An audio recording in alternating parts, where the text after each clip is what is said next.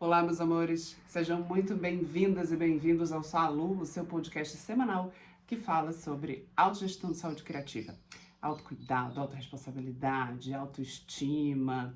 E eu sempre tento trazer um assunto aqui que provoque a gente a refletir, para a gente começar a olhar um pouco mais para o nosso corpo, para a gente se cuidar um pouco mais. E o assunto de hoje é: não entra nesse táxi, ou meditar é sobre pensar.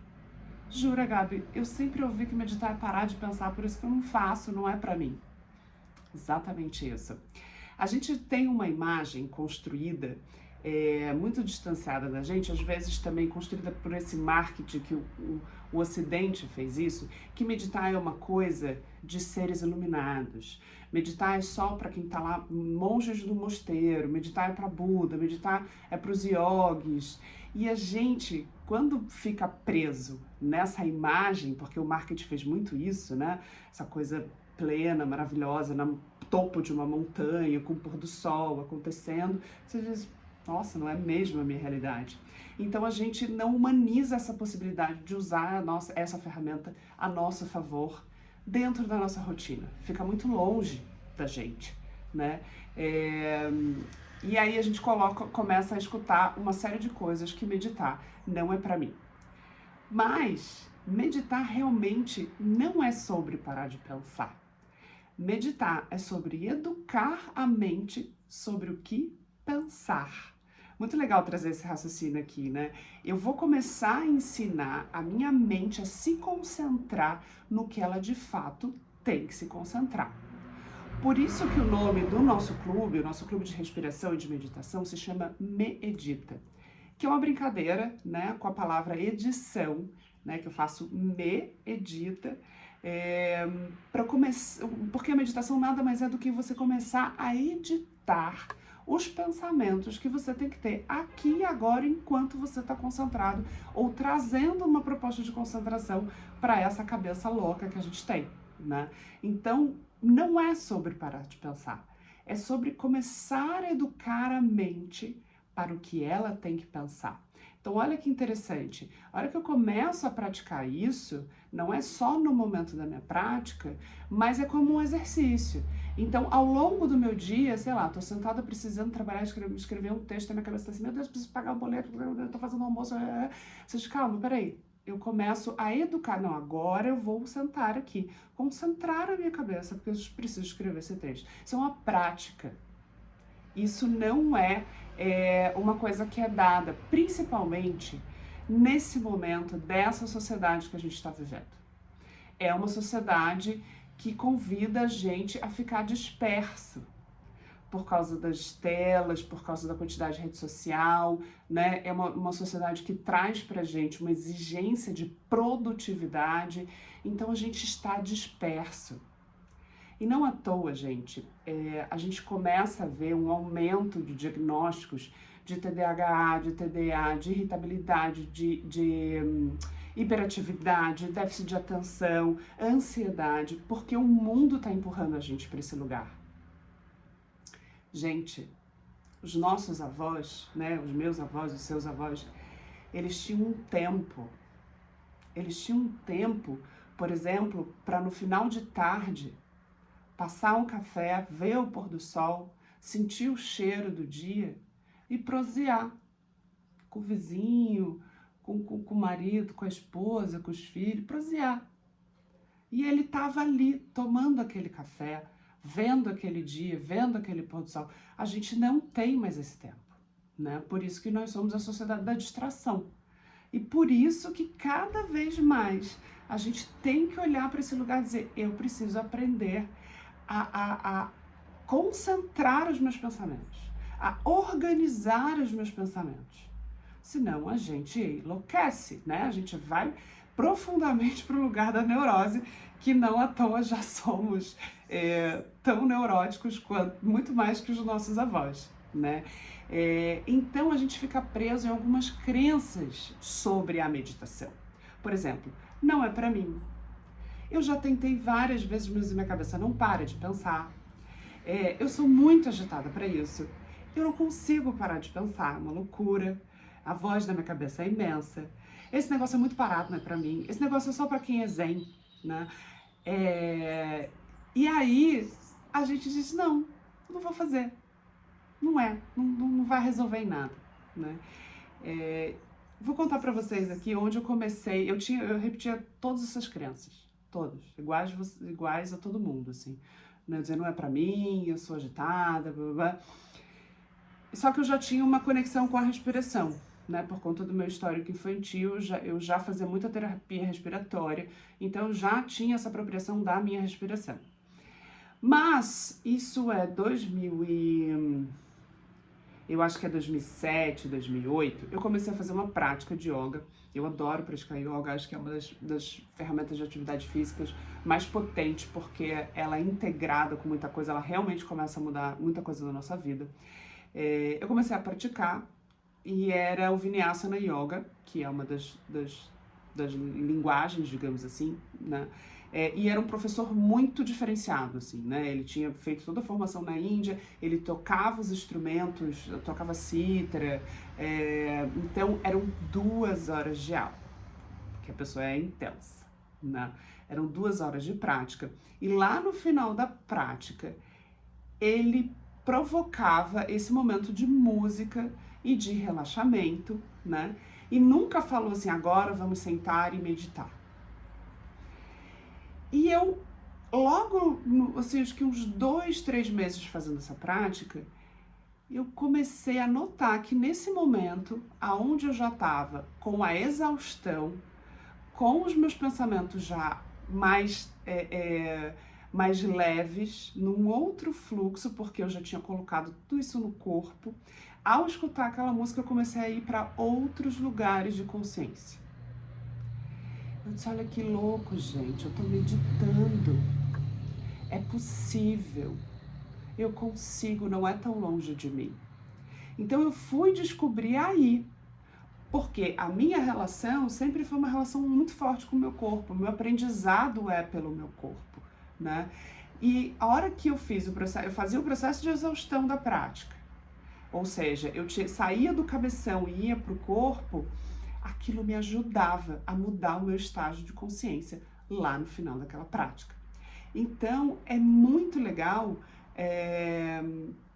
a gente pensar que há uma possibilidade, porque hoje em dia tem muitas técnicas, tem muitas opções de você meditar. Tem meditação guiada, meditação isso, meditação aquilo, tem muitas possibilidades. Então, é possível você achar o seu caminho, é possível achar o caminho que o seu corpo responde melhor, né? E quando a gente começa a se apropriar dessa respiração consciente, que é um pouco desse convite que eu estou fazendo no Clube Medita, né? Eu acabo trazendo a respiração como uma âncora para o processo meditativo. Ela é uma âncora desses pensamentos flutuantes. Por quê? Tô lá, sentei, né? Tô aqui me propondo a meditar. Sentei. E aí começa o boleto, a carne que tá no forno, nananana. A partir do momento que eu trago de volta para a respiração, que eu inspiro e expiro, eu já deixei esse fluxo, aquele pensamento já passou. Então eu trago de novo para o meu corpo. É como se você estivesse fazendo uma musculação para o seu cérebro. E aí você vai dizendo para ele assim, ó, eu vou começar a romper o hábito de você ficar louco flutuando nesse pensamento, nessa nuvem que não me interessa. Porque a gente fica preso em pensamentos do passado, do presente e problemas atuais ou emoções retidas. É isso que fica aparecendo enquanto a gente está ali numa prática, se propondo a fazer uma prática, né? Agora, Gabi, é rápido? Não, ele tem um processo. E por isso que eu digo, a respiração é um catalisador para você cada vez mais conseguir meditar com mais facilidade, né? Porque ela começa a mudar um padrão físico. É real. Se você botar um medidor de, né, os relógios que medem frequência cardíaca, a respiração, só a respiração mais lenta, muda frequência cardíaca e pressão arterial. Então, gente, não é mágica, não é mística, é fato. Vai mudar. Respirou mais lento, vai começar a mudar. né? Toda vez que a gente está num procedimento muitas vezes invasivo, né? Vão aplicar uma injeção, vai tirar o sangue, o que as pessoas dizem? Respira, né? É um ancoramento. A respiração tem esse papel, né? E aí, o que acontece, assim, a gente começa a se disponibilizar a fazer essa prática. E aí você senta no primeiro dia, aí, não consegui, hoje não consegui. Hoje no segundo dia, hoje não consegui. E a gente entende que essa quantidade de fluxo de pensamento é um fracasso, e não, ela é um sucesso. Por quê? Porque é um exercício. Eu estou dando uma informação nova para o meu cérebro, dizendo, cara, eu vou começar a concentrar você, tá? Tem uma fala do budismo que eu gosto bastante, que é onde eu brinquei aqui no título desse podcast, que é o seguinte: meditar é como se a gente estivesse na calçada de uma grande avenida, com carros para lá e carros para cá, né? Muitos carros. E a gente precisa pegar um táxi para ir para algum lugar, né? A gente chega na beira da avenida e você fica assim, você pode ter duas opções. Ou você entra num táxi, ou você pode escolher. Não, esse eu não quero, esse é muito pequeno, esse eu não quero porque esse não tem ar-condicionado, esse eu não quero porque eu não gostei da cara do motorista. Qual é a relação? Se eu entro num táxi é igual entrar num fluxo de pensamento. E eu vou ficar presa lá. Meu Deus, eu não paguei o boleto, com isso aqui, é como se eu tivesse entrado no táxi. Então, o que é meditar? É ficar na calçada e não entrar nesse fluxo de pensamento, né? Ou entrar quando eu quero, no caso de eu preciso me concentrar para fazer algo. É um treinamento da mente. Por isso que não é assim, gente, vou começar a meditar hoje, né? Não, é um treinamento, é igual ir para academia. O primeiro dia é difícil, o segundo dia é bem difícil, o terceiro dia é horroroso, mas depois você começa a ver resultados, e resultados químicos no seu corpo que você gera endorfina, dopamina, e aí você engata, né? E aí, uma outra dificuldade que a gente tem é essa voz imensa da cabeça, que a gente sabe que a gente tem. Só que a hora que você senta, parece que ela pega um megafone, assim, gigante, né? E aí, essa voz nada mais é do que o nosso grande ego, que é o vaidosão aqui de dentro, né? O Buda chamava de cabeça macaca, pensamento macaca, que é esse pensamento que fica pulando de galho em galho, os galhos são os pensamentos. Então, eu tenho que olhar e essa macaca tá pulando lá, tá pensamento aqui, e ela vai passando, né? E essa voz de dentro ela tá completamente fixada no nosso passado, no nosso presente, no nosso agora, né? Porque o que acontece? O corpo começa a dizer assim, eu não quero, tô com coceira, não sei o quê, essa calça tá apertando, essa blusa. Começa a boicotar tudo, né? Ela é insaciável e ela é egocêntrica. Por isso que a gente tem que pegar ela e ensinar, treinar a organizar o fluxo de pensamento e concentração. Isso é urgente, gente. Porque essa sociedade que a gente está vivendo, e agora com os avanços de tecnologia, e a tecnologia avança assim de uma forma poderosa, né? Mas ela também traz muitas questões pra gente, a gente precisa organizar o nosso cérebro. Isso é saúde mental. A gente precisa fazer isso, trazer isso para nossa rotina, né? A gente sabe que é uma prática muito antiga, é uma prática milenar, assim, de origem lá no Oriente, com os yogis, com o Buda, com os budistas, com os hinduístas, né? Mas é claro que o Ocidente se apropria e se coloca um monte de nomes diferentes, né? Se você dá um Google aí, tem Theta Healing, meditação não sei o que, meditação ayurvédica, e vai embora, né? Por isso que eu digo, é possível você achar o seu caminho. Mas ao mesmo tempo que o Ocidente se apropria, ele também começa a fazer pesquisas. Então, hoje em dia, já tem um monte de pesquisa do quantidade de benefício que a prática da meditação traz para a sua saúde física, mental, saúde relacional.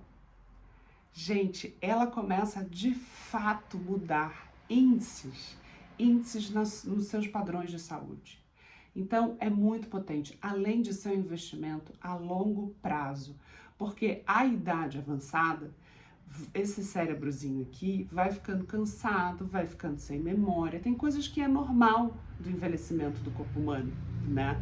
Mas se a gente agora ficar obsoleto nas telas, nas redes sociais, no raciocínio vazio, a gente vai padecer mais cedo do que os nossos avós nessa cachola. Então, gente, essa é uma atitude urgente para a gente ter. É uma ferramenta prática, rápida e fácil para você trazer para o seu dia a dia. Por isso que o Clube Medita começa pela respiração, né? Porque eu acredito que meditar é uma jornada. Então a gente vai praticar primeiro respiração, a gente vai trazer essa memória primeiro para o corpo, porque o corpo é muito inteligente. Então, quanto mais você praticar a respiração consciente, mais rápido, mais catalisada você vai chegar numa possível meditação lá na frente. Porque meditação nada mais é do que uma mudança de estágio de consciência. E mudança de estágio de consciência pode ser acionada com oxigenação. Então, meus amores, o Clube Medita tá aí, vai estar sempre aberto, você pode entrar quando você quiser, né? Porque tem toda essa ferramenta lá da plataforma, dos áudios no grupo, mas o convite maior é que você comece a pensar sobre isso. Você comece a preparar o seu cérebro para a sua idade avançada. Você começa a preparar o seu cérebro para uma qualidade de pensamentos agora, no aqui e no agora, para que você tenha boa memória, para que você tenha uma oxigenação maravilhosa no seu cérebro, e com isso você vai expandir diversos benefícios para o seu corpo. É isso, minha gente, espero que você tenha tocado aí, tenha oxigenado você. Fica o convite aí, o Clube Medita tá sempre aberto, tá de portas abertas, começa agora, dia 28 de abril, né, e fica aí de portas abertas, está lá no site, você consegue entrar depois disso, vai ter sempre link lá no meu Instagram, então fica aí esse convite para você fazer essa reflexão. Um beijo imenso, muito obrigada pela sua audiência, tem outros episódios por aqui, tá?